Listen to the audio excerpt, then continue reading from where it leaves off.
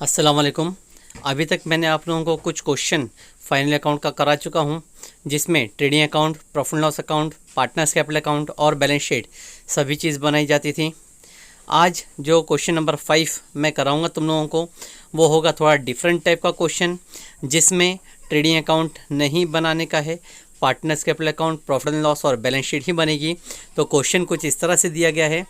Nana and Nani are partners in partnership firm sharing profit and loss equally. दो partner हैं, नाना नानी, दोनों का profit sharing ratio equal है। You are required to give the effect of adjustment in profit and loss account balance sheet with the help of following information. हम लोगों को profit and loss account balance sheet बनाने के लिए कहा गया है। एडजस्टमेंट, ट्रायल बैलेंस सब दी गई है। ट्रायल बैलेंस में दिया गया है debit balance, insurance profit and loss में आएगा। Land and building asset side addition of 20,000 with effect from 1 July 18। ये एक इन्फॉर्मेशन है जो बताया जा रहा है कि लैंड एंड बिल्डिंग हमने परचेज़ किया था 20,000 का जुलाई में।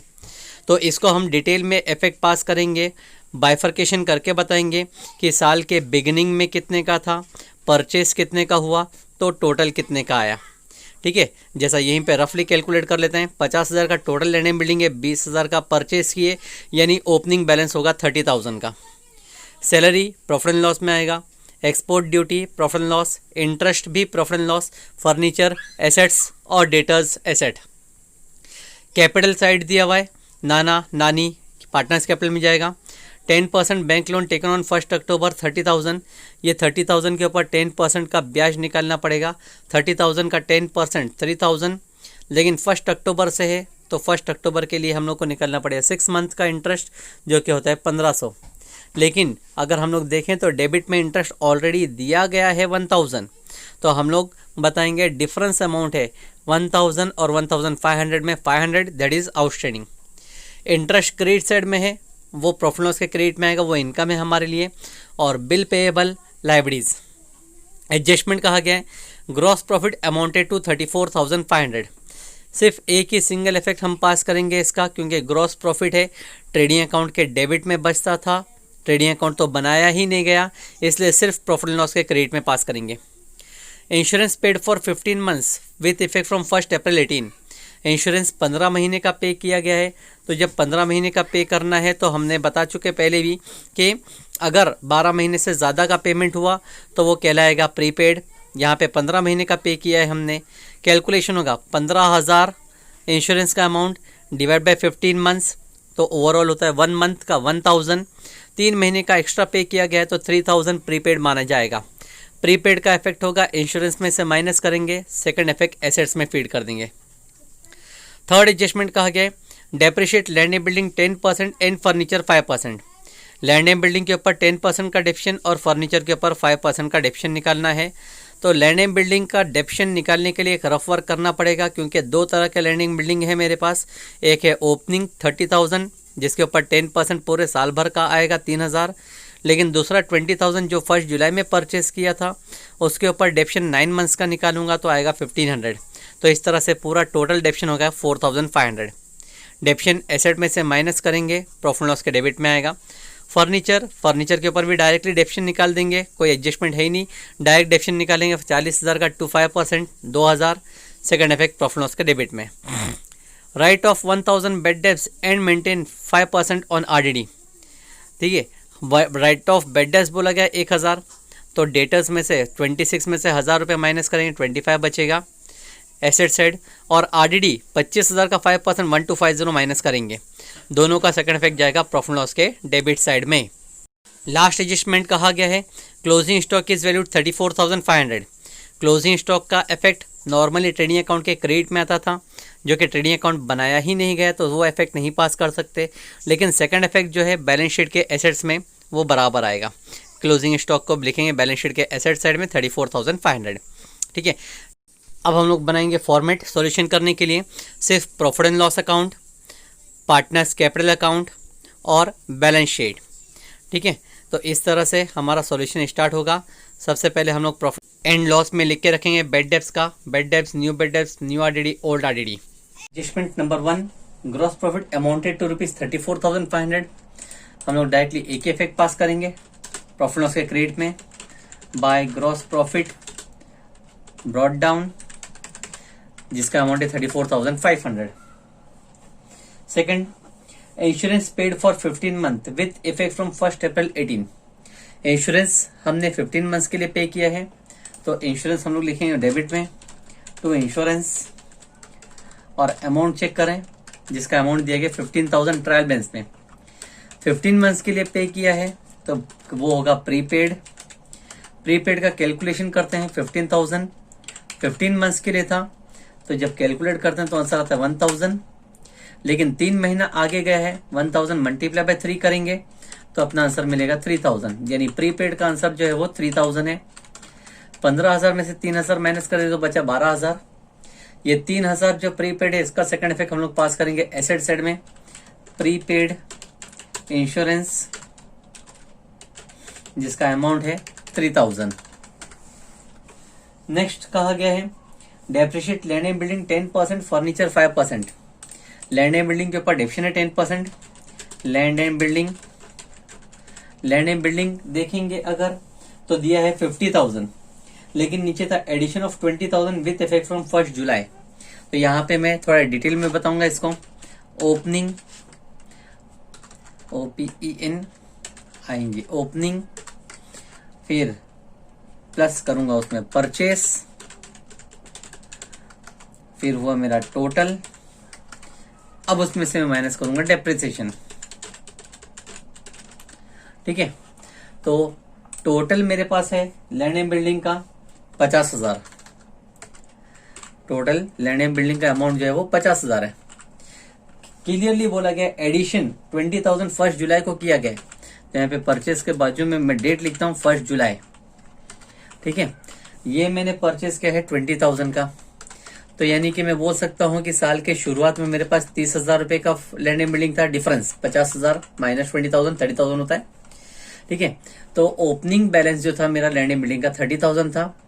परचेस मैंने जुलाई में किया 20,000 का, तो टोटल हो गया 50,000। अब डेप्शन निकालना है, तो डेप्शन के लिए मैं यहाँ पे एक रफ वर्क करूंगा। लैंड एंड बिल्डिंग ताकि हम लोग को क्लियर अमाउंट मिल सके। ओपनिंग जो है मेरे पास 30,000 का था। 30,000 के ऊपर मैं डायरेक्टली 10% निकाल सकता हूँ, जो कि एडजस्टमेंट में बोला गया। 30,000 का 10% निकालूंगा तो 3,000 आता है मेरा डेप्शन।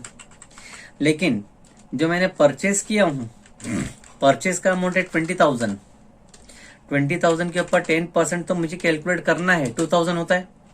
लेकिन मैंने जुलाई में परचेस किया था, तो जुलाई से लेके मार्च होते हैं 9 मंथ्स के लिए, तो 9 मंथ्स के लिए मैं कैलकुलेट करूंगा। 20,000 का 10% होता है 2,000 फुल ईयर, लेकिन जब 9 मंथ्स के लिए निकालूंगा तो वो होगा 1,500 रुपए। तो टोटल डेप्शन मेरा होता है 4,500। इस तरह से मैं बाइफरकेट करके डेप्शन निकालूंगा, और डेप्शन फिर इसमें से माइनस करूंगा 4,500, बचेगा 45,500। सेकेंड इफेक्ट डेप्शन का आएगा प्रॉफिट लॉस के डेबिट में to depreciation on land and building का अमाउंट 4,500 है। फर्नीचर भी बोला गया था 5% का डेप्शन निकालने के लिए, तो फर्नीचर फिर मैं लिखूंगा एसेट साइड में, लेकिन फर्नीचर में इस तरह से कोई परचेज की डेट दी गई नहीं है, तो फर्नीचर 40,000 के ऊपर मैं डायरेक्टली डेप्शन निकाल सकता हूं, माइनस डेप्रिसिएशन 5%। 5% निकालेंगे 40,000 का होगा 2,000, माइनस करने के बाद में बचेगा 38,000। इस डेप्शन का भी सेकंड इफेक्ट डेबिट में फीड कर देंगे, फर्नीचर का अमाउंट 2,000, तो टोटल डेप्शन हो गया मेरा 6,500।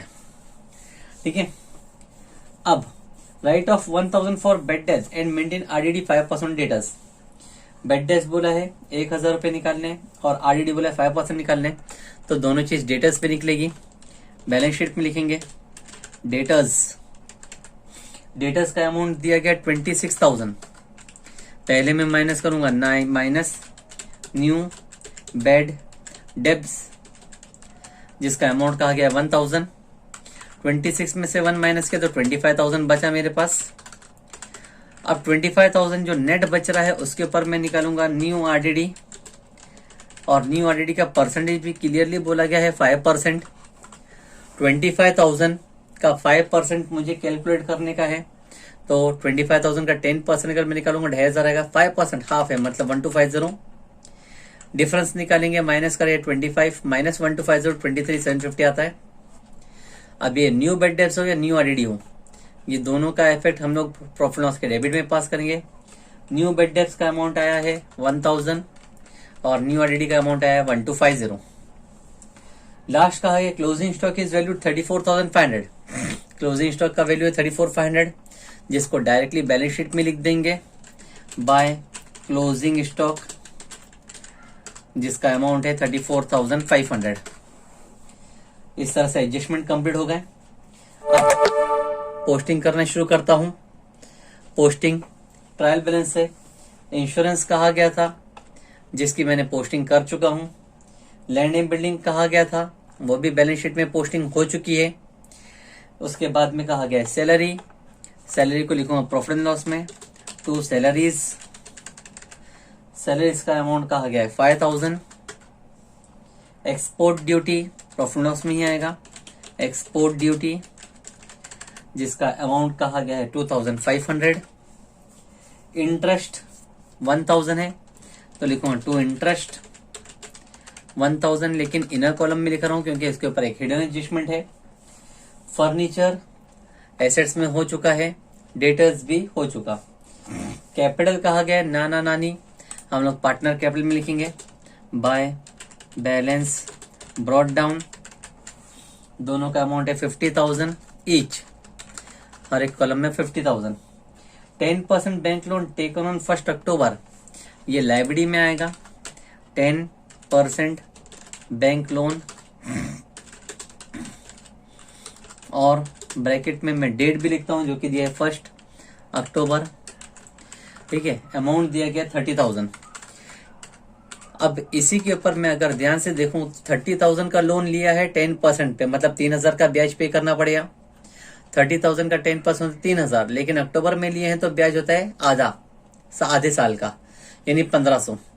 अगर मैं कंपेयर करूं तो मैंने अभी इंटरेस्ट लिखा था प्रॉफिट लॉस में इनर कॉलम में 1,000, यानी अभी तक मैंने जो इंटरेस्ट पे कर चुका हूं सिर्फ 1,000 भरा हूं, लेकिन मुझे तो इंटरेस्ट ऑन बैंक लोन पूरा 1,500 रुपए पे करना था, तो 500 रुपए अभी और पे करना बाकी है, जिसको मैं बोलूंगा प्लस आउटस्टैंडिंग।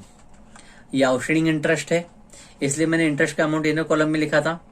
अब उसी का सेकंड इफेक्ट ये बैंक लोन में ही एडअप कर देंगे, आउटस्टैंडिंग इंटरेस्ट ऑन लोन, जिसका अमाउंट है 500, तो टोटल अमाउंट होता है 30,500। कभी भी परसेंटेज दिखाई दे तो उसके ऊपर इंटरेस्ट निकालना पड़ता है हम लोगों को। लोन है तो इंटरेस्ट देना पड़ेगा, इन्वेस्टमेंट होगा तो इंटरेस्ट मिलेगा। इंटरेस्ट हो चुका है, सॉरी इंटरेस्ट क्रेडिट में दिया है, तो हम लोग क्रेडिट साइड में ही लिखेंगे बाय इंटरेस्ट। ये इंटरेस्ट रिसीव्ड है और इंटरेस्ट रिसीव्ड के ऊपर कोई एडजस्टमेंट नहीं है। बिल्स पेएबल कहा गया, लाइबिलिटीज में लिखेंगे हम लोग बिल्स पेएबल, जिसका अमाउंट है टोटल 8,000। ठीक है, इस तरह से मेरा पोस्टिंग भी पूरी कंप्लीट हो गई। एडजस्टमेंट मैंने पहले कंप्लीट कर चुका, पोस्टिंग हो गई है।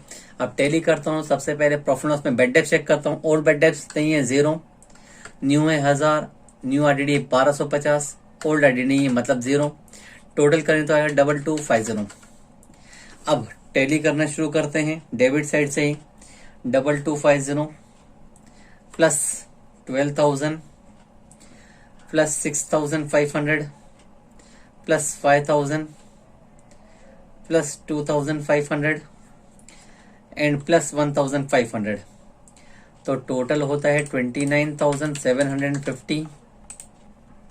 जबकि क्रेडिट साइड में एडअप में करूंगा 34,500 प्लस 1,500, तो होता है 36,000। ठीक है, डेबिट में 29,750 है, क्रेडिट में 36 है, मतलब 36,000 हाईएस्ट अमाउंट है। 36,000 बोथ साइड। 36,000 में से माइनस करें 29,750, बचेगा 6,250, जिसका हम लोग बोलेंगे 2 नेट प्रॉफिट कैरिड डाउन। यही नेट प्रॉफिट पार्टनर के क्रेडिट में आएगा by net profit brought down, और रेशो में डिस्ट्रीब्यूट करेंगे। रेशो क्वेश्चन के स्टार्टिंग में दिया गया था इक्वली, तो 6,250 दो पार्टनर में इक्वली बटेंगे 3125, 3,125 दोनों पार्टनर में। 50,000 प्लस 3,000 का 53,125 दोनों पार्टनर का सेम अमाउंट है।